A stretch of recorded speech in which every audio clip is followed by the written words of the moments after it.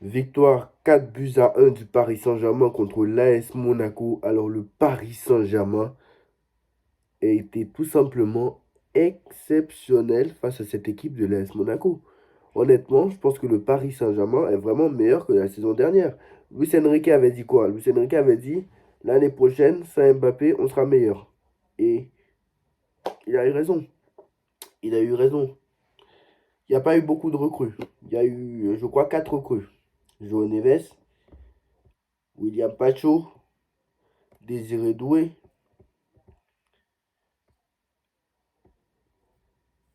voilà, oui, et Safonov. Et Kvaratskhelia cet hiver. Parce que, faut pas oublier, Kvaratskhelia cet hiver. Mais toutes les recrues qui ont été recrutées sont des masterclass. Safonov, tu vois que le peu de mal qu'il joue, il est bon. Tu vois que João Neves, exceptionnel. Tu vois João Neves qui est bon. Tu vois William Pacho, très solide. Tu vois Désiré Doué, exceptionnel. Tu vois que le travail de Luis Enrique paye. Et ce soir, on met 4 à l'AS Monaco. Alors par contre, Paris n'arrive pas à faire un match sans prendre de but, hein. Malheureusement, c'est comme ça. Mais on met 4 contre l'AS Monaco. Franchement, bravo. Et mardi contre Brest. Voilà, Paris a gagné 5-2 contre Brest à Brest. Donc le match aller sera à Brest. Donc voilà, je pense que ce serait une faute professionnelle de ne pas passer contre Brest. Mais c'est vrai que si on tombe contre Liverpool ou le Barça, quand même pour moi le Barça est un peu plus prenable que Liverpool. Parce que Liverpool, c'est quand même.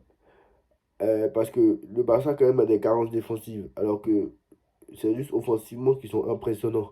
Alors que Liverpool, défensivement, ils sont exceptionnels. Offensivement, ils sont exceptionnels. Il y a des ballons d'or dans leur équipe. Pour moi, Salah est premier pour l'instant au candidat au ballon d'or. Si bien sûr Liverpool va très loin en Ligue des Champions. Dembélé aussi, honnêtement, il postule. Mais il faut que Paris Saint-Germain ne soit pas éliminé en huitième de finale. Parce que si tu es éliminé en huitième, pour moi, c'est hors course. Mais on attend les mêmes matchs de Dembélé en Ligue des Champions. Alors, il a déjà fait. Il a mis un but contre City. Il a mis 3 buts contre Stuttgart. Il faut continuer comme ça dans le bon sens. Et là, comme ça, on a retrouvé l'efficacité. Et qu'est-ce qu'on disait? Qu'est-ce qu'a dit Luis Enrique? La saison dernière, il nous a dit, sans Mbappé, l'année prochaine, on sera beaucoup plus fort. Il a eu raison. Il a eu raison. C'est juste les scores qui étaient flatteurs. Parce que oui, d'accord, le match contre l'Atlético, on a perdu. Mais si Paris est efficace devant le but, on en met minimum 5. Contre le PSV Eindhoven, même le coach de Peter Bosch, il a dit, je ne sais pas comment on a fait pour ne pas perdre ce match. Parce que le Paris Saint-Germain a eu trop d'occasions et a vendangé. Je ne sais pas comment ils ont fait. C'est un miracle de repartir avec un point, ils ont dit. Donc, c'est quand même assez incroyable. Après, bon, il y a eu le Bayern. Bon, le Bayern est 10 fois supérieur à nous, hein. Mais malgré tout, défensivement, c'était pas mal. Mais c'est offensivement qui était compliqué. Et bon, monsieur a dit c'est pas plus facile, pas plus simple. Mais bon, à 11 contre 11, déjà, on n'y arriverait pas. On va pas mettre l'excuse sur le carton rouge. Arsenal, c'est 10 fois supérieur à nous aussi. C'est logique. Arsenal, c'était logique de perdre. Pour moi, Arsenal, c'était logique de perdre. Mais même, on a perdu, mais c'est plus nous, on a fait des cadeaux à Arsenal plutôt que. C'est vrai ils paraissaient plus forts, hein. Mais c'est plus nous, on a fait des cadeaux, honnêtement. Bref, honnêtement, très bon niveau. Honnêtement, très bon niveau. Je me régale de plus en plus, honnêtement. Et je pense que on est prêt pour voir de grandes choses cette saison. Alors même si on est éliminé en huitième, alors attention, il faut passer Brest, hein, c'est pas non plus fait parce qu'on a gagné 5-2. Faut pas faire comme contre Dortmund l'année dernière où on s'est dit, oui, parce que tu vois, parce que vous voyez, vu qu'on les a battus de 0 au parc et que on a fait match nul là-bas alors qu'on était nul et que en deuxième partie de saison, 6 mois après, on est plus fort, ça va être beaucoup plus facile. Et on sait ce qui s'est passé. Donc très clairement, faut faire attention à ça. Et il faut pas sous-estimer Brest, qui est quand même une équipe, bon, quand même une bonne équipe, voilà. Même si on a l'habitude de les voir en Ligue 1, donc voilà. Le match est mardi, je crois, si je ne me trompe pas. Alors, je ne sais plus si c'est mardi ou mercredi. On va vérifier ça. Il me semble que c'est mardi, si je ne me trompe pas. Alors, est-ce que je l'ai ici? C'est mardi ou c'est mercredi? C'est mercredi. Et d'ailleurs, non, non, c'est mardi, pardon. Excusez-moi, c'est le match retour qui est mercredi. Voilà. Non, non, c'est mardi 11 février et le match retour mercredi 19 février. Donc voilà. On a Toulouse contre Toulouse. Je pense qu'il va faire tourner contre Toulouse. Il fera tourner à Toulouse, je pense. Surtout que Toulouse est dixième. Bon, pour le match à Toulouse, je pense qu'il fera tourner un peu. Mais quand tu vois João Neves qui a joué latéral gauche et qui était exceptionnel, honnêtement, euh, c'est du grand art. Franchement, c'est du grand art. Dembélé, encore une fois, doublé. Alors les stats de Dembélé, si je les retrouve, c'est franchement c'est exceptionnel. Dembélé est à 15 buts. Non, je crois que j'ai pas les stats de Kvaratskhelia qui marque son premier but avec le Paris Saint-Germain. Franchement, Kvaratskhelia marque son premier but avec le Paris Saint-Germain. Et un but en plus de ça exceptionnel. Franchement. Honnêtement là, tu vois que tout le monde va dans le bon sens. Tout le monde est exceptionnel. Et honnêtement, je pense que voilà, tu as retrouvé l'efficacité devant le but. Là maintenant, il va falloir maintenant faire les mêmes matchs en Ligue des Champions. Et même si tu te fais éliminer par Barcelone, moi honnêtement, si je vous avais été, si on est éliminé par Barcelone ou par Liverpool, parce que en vrai, en réalité, Liverpool est plus fort que le FC Barcelone pour moi, parce qu'ils ont quand même des carences défensives. Hein, que Liverpool, franchement, c'est presque parfait. Et Liverpool, quand même, je préfère affronter Liverpool, qui est plus fort, c'est vrai, mais je préfère affronter Liverpool. Pourquoi? Parce que on sait qu'il y a une grande histoire, il y a une grande rivalité entre le Paris Saint-Germain et le FC Barcelone. Comme vous savez, l'année dernière, on est passé parce que tout le monde a dit que parce que le Barça était à 10, etc. Donc c'est pour ça qu'on est passé. Donc si on s'est éliminé par le FC Barcelone, parce qu'en plus le FC Barcelone est plus fort que la saison dernière, est 10 fois plus fort,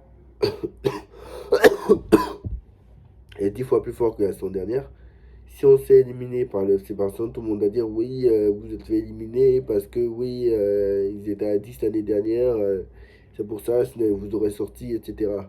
Donc surtout que avec tout ce qui s'est passé avec le FC Barcelone, surtout que Barcelone, on les joue quasiment tout le temps. Alors moi j'ai eu le flair hein, parce que quand on a passé les huitièmes de finale contre la Real Sociedad et que on est arrivé contre en quart de finale, j'ai dit au tirage, c'est sûr ça va être le FC Barcelone. Alors je sais pas pourquoi, j'ai eu l'idée comme quoi, j'ai eu un truc comme quoi ça va être le FC Barcelone et c'est ce qui est tombé. Alors moi je préfère affronter Liverpool, mais je crains que ce soit encore Barcelone. Parce qu'honnêtement, c'est toujours une habitude PSG Barça. Franchement, j'ai trop vu PSG Barça. Vous vous rendez compte que je crois que depuis que QSI est arrivé, on a affronté que deux fois Liverpool, alors que quasiment tous les 3 ans, on affronte Barcelone. Quasiment tous les 3 ans, on a eu 2013, 2012, 2013, PSG Barça, 2014, 2015, PSG Barça, 2016, 2017, PSG Barça, 2019, 2020, non 2020, 2021, PSG Barça, 2020, 2021, PSG Barça et 2023, 2024, PSG Barça. Alors que contre Liverpool, c'était son match en 2018-2019 en poule. Donc, se frotter contre Liverpool, c'est quand même assez bien, honnêtement. C'est quand même assez bien. Et moi, j'aimerais parler des supporters du Real Madrid quand même qui se plaignent parce qu'ils ont des blessés. Non, mais attendez. Ce soir, il y a Real Atlético. Je vous annonce que le Real, ils ont Atlético, ils ont City. City se sont fait peur, ils ont gagné seulement 2. Donc City, je pense que là, ça va être compliqué. Mais le Real est un peu plus... Pour moi, le Real est un peu moins malade que Manchester City. Moi, le Real est un peu moins malade que Manchester City. Mais le Real reste favori en plus de ce match hein, pour moi. Le Real reste favori au vu de l'état de Manchester City, hein, honnêtement.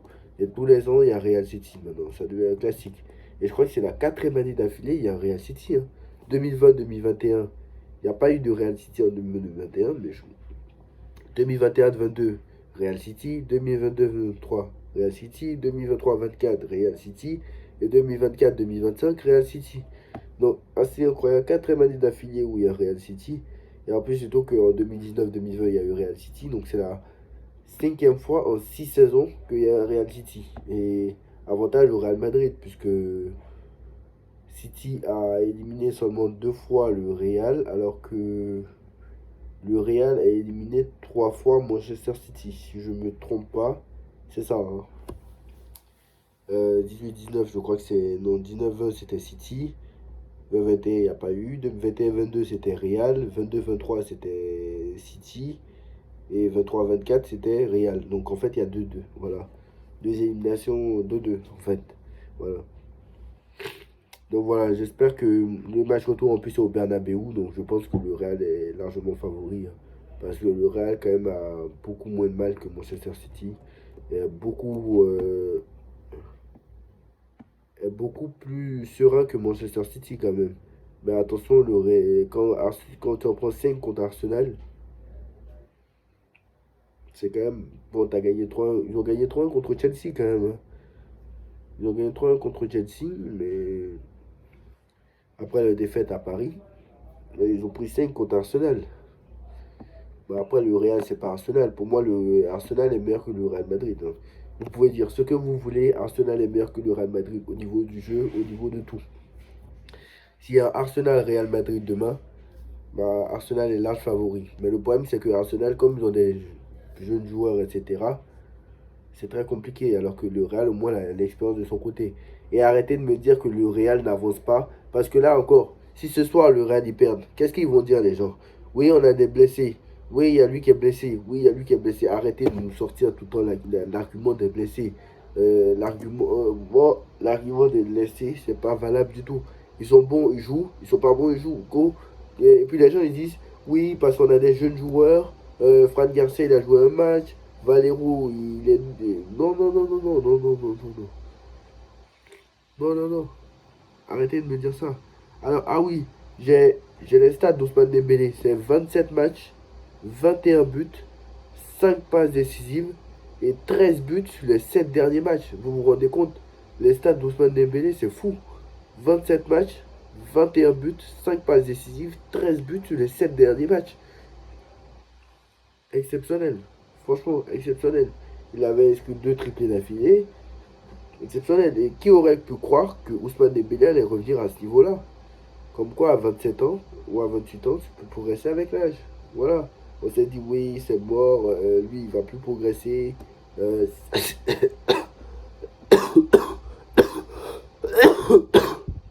c'est pas à 27 ans qu'il sera plus efficace. Désolé, je suis un peu malade. C'est pas à 27 ans qu'il sera un peu plus efficace, etc. Et Dembélé a changé. Luis Enrique a changé Dembélé. Et voilà. Tout simplement, tout le travail revient à Luis Enrique. Et Luis Enrique dit que c'est la confirmation de notre bon moment. Et Luis Enrique a raison. Et j'espère qu'on continuera comme ça. Donc voilà, moi j'espère que Paris ira loin. On va débriefer le match du Real ce soir. On attend le match du Real ce soir contre l'Atlético Madrid. Alors je ne mets pas un billet sur le Real Madrid, franchement je sais pas. Parce que le Real Madrid quand même a perdu contre tous les gros, hein, franchement. Toutes les grosses équipes ils ont perdu. À part Dortmund, franchement ils ont perdu contre toutes les grosses équipes cette année. Hein. Et moi j'ai pas peur de le dire. Hein. Je pense qu'on est meilleur que le Real Madrid, honnêtement. J'ai pas peur de le dire. Au niveau du jeu, c'est sûr. Mais en fait, comme le problème, c'est que on n'est pas efficace devant le but, moi, c'est ça qui m'embête un peu. Moi, c'est ça qui m'embrouille un peu. C'est que le Real, ils sont terriblement efficaces. Alors que aujourd'hui, je sais qu'ils vont dominer parce que l'Atlético Madrid est une équipe qui met le bus. Donc, ils sont terriblement efficaces, le Real Madrid. Et moi, c'est ça. Contre les Ganes, déjà, ils ont galéré. Ah, ils ont gagné 3-2. Contre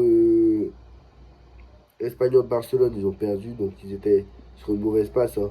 Très clairement. 3-0 contre Brest, bon ça c'est normal. 3-0 contre Valladolid, c'est normal. Salzbourg 5-1, c'est normal. Euh, voilà.